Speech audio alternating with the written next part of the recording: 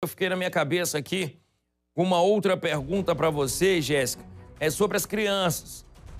Sobre essas crianças. Eu já vou ver a parte que o delegado fala de Elisamar, mas eu queria saber se a Jéssica ouviu o delegado falar como essas crianças foram mortas.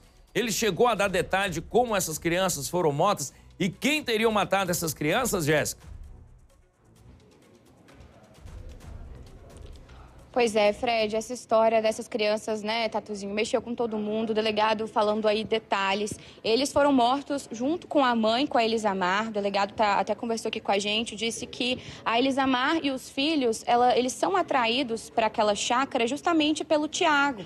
Porque o Tiago, assim que ele recebe essa mensagem, que seria de Marcos Antônio, lembrando que o pai dele já estava morto, justamente porque chama ele de chefe ali, aquele bilhete que a gente encontrou, se a gente inclusive tiver aí o bilhete no ponto, a gente vai acompanhar essa escrita, tá? Esse bilhete não chegou às mãos do Tiago. Na verdade, eles estavam ali treinando o que eles iriam passar nessa mensagem. Então, o Tiago, aí tá o bilhete. Então, o Tiago acaba mandando uma mensagem para a mulher e para os 3 filhos, falando: ó, amor, recebi essa mensagem aqui do meu pai, tô preocupado, tô indo lá na chácara, você também vai com os meninos. Quando o Tiago chega, né, Tatuzinho, ele é rendido pelos criminosos, mas realmente aí fingindo que se trata de um assalto. Então ele é colocado no carro, levado para o cativeiro. Assim que Elisamar chega com os 3 filhos, um casal de gêmeos de 6 anos e um maiorzinho de 7, eles são rendidos também, vendados. A Elisamar, ela é amarrada no sofá da sala e depois ela é morta e os 3 filhos também. O delegado disse que eles não foram mortos carbonizados.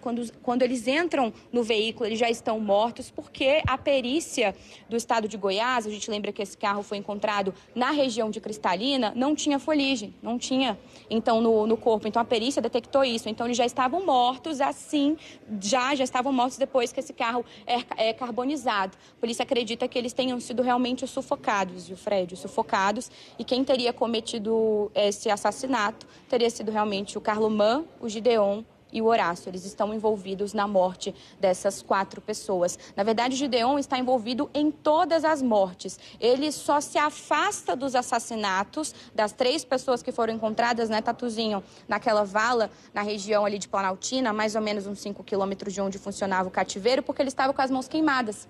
Ele queima ali as mãos no exato momento em que ele coloca fogo também no carro de Gabriela e Renata. Então, ele fica ferido por conta dessa queimadura. Então ele se afasta e não participa ativamente ali diretamente na morte daquelas 3 pessoas, o Tiago, a Ana Beatriz e a Cláudia, que foram mortos aí esfaqueados. Detalhes terríveis dessa história, Fred. Agora, Fred, Jéssica, o detalhe dessa história que a gente mostrou muito ativamente aqui no Balanço Geral, principalmente quando os 3 corpos foram encontrados dentro daquela fossa, né, que muita gente dizia ser cisterna, a gente sabe que não era cisterna, era uma fossa.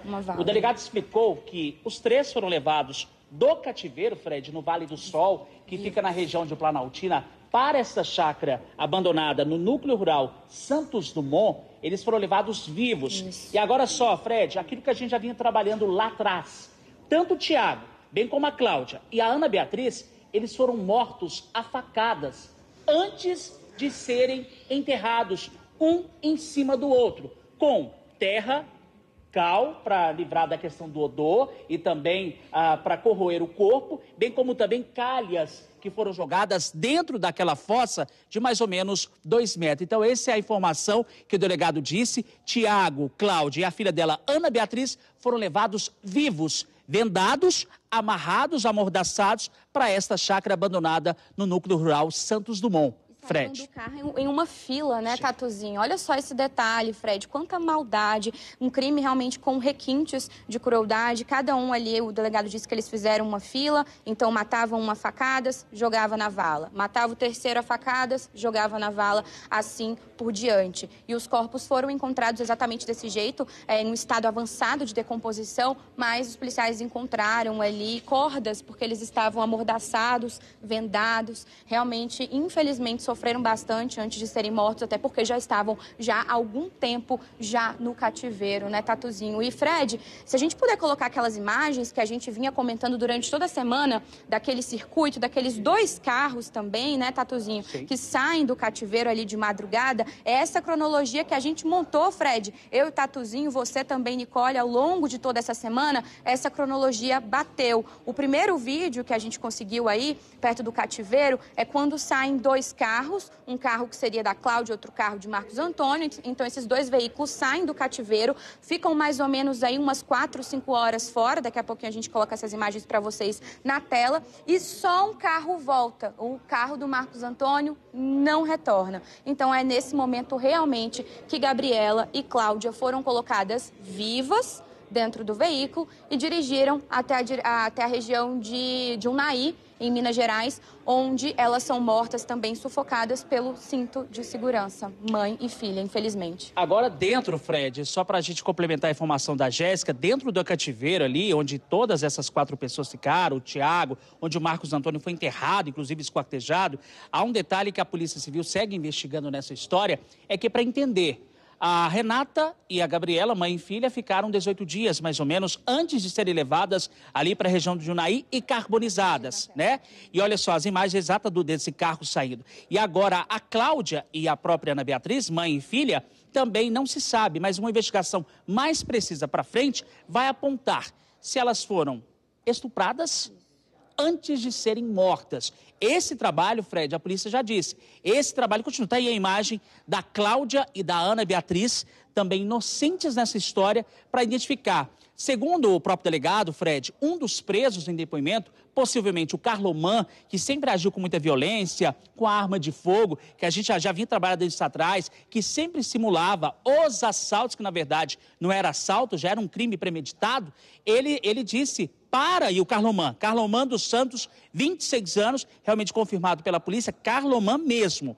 Ele disse para os policiais que durante todos os dias, ali no cativeiro, a movimentação dele, do Gedeon, do Horácio, do próprio Canhedo, que lá no final se estranhou, chegando a dizer o nome dos criminosos, ele disse que não teve violência sexual contra essas vítimas. Mas, lógico, só uma perícia detalhada do ML dos estados de Goiás, Minas e também aqui do DF, para apontar se houve isso ou não, né, Jéssica? Exatamente, até porque os corpos, a gente vê aí corpos da Renata e da Gabriela, estavam carbonizados, até por isso demorou muito que a polícia ali do estado de Minas Gerais identificasse os corpos, ali era a prioridade identificar os corpos, e foi por conta do DNA de Marcos Antônio, que foi encontrado esquartejado ali no cativeiro, em Planaltina. Foi por conta desse DNA que eles conseguiram cruzar as informações, confirmar que a Gabriela era filha de Marcos Antônio e, posteriormente, que Gabriela era filha também da Renata. Então, esse resultado deve demorar um pouquinho, né, Tatuzinho, para confirmar se houve realmente um estupro,